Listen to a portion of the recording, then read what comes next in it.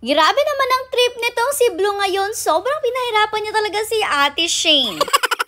Ngayong araw, vaccine na naman ang ating mga puppies. Alam ko walang katapos ang vaccine videos pero ganyan talaga, mamimiss rin naman natin itong mga ganong klaseng videos natin. Dahil kung di ako nagkakamali, graduate na nga po etong ating mga puppies sa ating mga vaccine at next year na ulit ang vaccine nila at magiging monthly pa nga yan. At dahil pinangako rin nga namin na sila na ang last set of puppies natin at hindi na tayo magdadagdag ulit pa ng member ng ating pack. Ibig sabihin lang noon ay talagang never na ulit tayo magkakaroon ng mga ganitong klaseng video na maya't maya ay may vaccine. Since kapag mga adults na nga sila, yung mga vaccines talaga nila, it's either monthly na, every 3 months, or yearly na. Anyways, let's go back to the video. Kita nyo naman, napatagal talaga ang pagkuha ni Ate Shane dito sa ating baby Shakira kasi takot talaga ang batang to. Di rin naman talaga nila binigla si Shakira at dinahan-dahan nga nila as much as possible. Very kalma lang talaga yung mga galaw nila para nga hindi ma-stress etong si Shakira. Kasi naman, nung last time na na-vaccine nga siya, natakot talaga siya. Kaya naman ang nangyari after ma-vaccine ay talaga nagpupo ang bata. Buti na lang nga naging okay ulit siya. Etong si Shakira pa naman, kilala natin to na talagang napaka-fragile. Diyos ko, konti talagang stress niyan. Magpupurum-pum-pum talaga ang puwet niyan.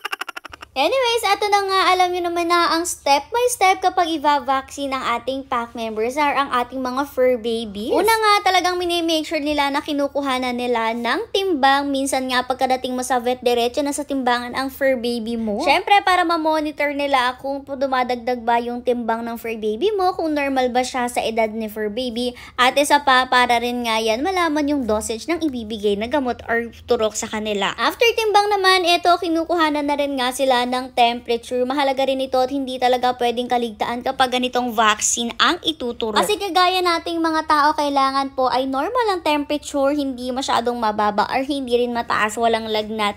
Kailangan kasi talaga ay okay na okay si free baby natin bago sila turukan. And yes guys, nagyayari din naman sa atin yung mataas ang temperature ng free baby natin bago sila turukan at ang nangyayari talaga, hindi sila agad-agad tinuturukan at pinabababa muna natin yung temperature nila. Pero as for us naman, minsan tumataas nga yung temperature ng fur babies natin, hindi naman dahil may lagnat sila, kundi dahil po minsan nasosobra sila sa laro or sa excitement or sa takot rin, which leads sa pagtaas ng kanilang temperature. Kapag naman ang ganoon nangyayari sa ating pack members, pinakakalma lang din muna natin sila. It's either pinapainom natin sila ng malamig na tubig para bumalik yung normal temperature ng katawan nila, or syempre hayaan muna natin sila sa loob ng kanilang mga rooms para makapagpahinga. At usually ang nangyayari after namin gawin yon ay kinukuhanan ulit sila ng temperature after a few minutes and okay naman na yung temperature nila. Anyways, balik na tayo sa video after po ng ating baby Shakira. Dito naman tayo kay Oreo since alam nyo andito nga si Oreo sa atin ngayong mansyon. Binuhat na nga siya direkta ni Ate Shane at dito na nga ulit dinala sa timbangan. Yun nga lang ang batang to, sobrang kulit rin talaga kaya nahirapan si Ate Shane. Tinulungan naman na siya ng assistant ni Doc at ayan for the buhat nga, yun nga lang napaihina talaga itong si Oreo sa sahig since ganyan talaga yung batang niya na papaihi sa sobrang saya. Anyways, medyo matatakotan din kasi itong si Oreo when it comes nga po sa mga iba-ibabaw since hindi naman siya nakakahilig talaga sa pag-akyat-akyat. Kaya naman dito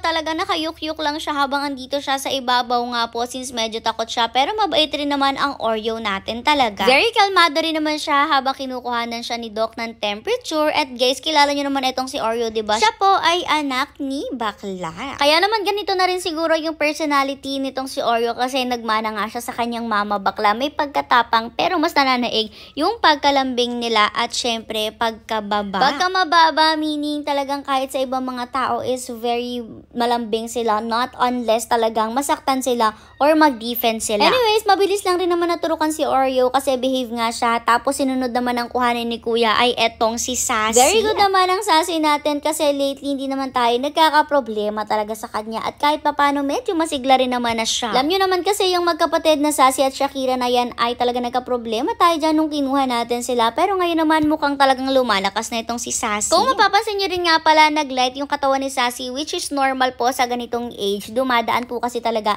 sa awkward stage ang mga doggies or ang mga huskies in particular. Awkward stage meaning nag-iiba talaga yung itsura nila, gaya na lang nga nitong si Sassy na alam nyo naman namang dark talaga, dark choco talaga ang batang to. Pero ngayon nga may pagka-light na siya. Pero okay mag-alala guys, ang mangyayari kasi kay Sassy dyan is talagang matatanggal yung mga white na balahibo niya na yan. Once na mag-shed na yung balahibo niya na yan, doon na talaga magiging dark ulit yung kulay niya at doon na mas gaganda at mas bobongga yung kanyang balahibo. Sa ngayon, medyo mukhang kakaiba lang talaga siya, lalo na nga yung mga legs niya kasi halos wala yung balahibo at manipis yung balahibo niya.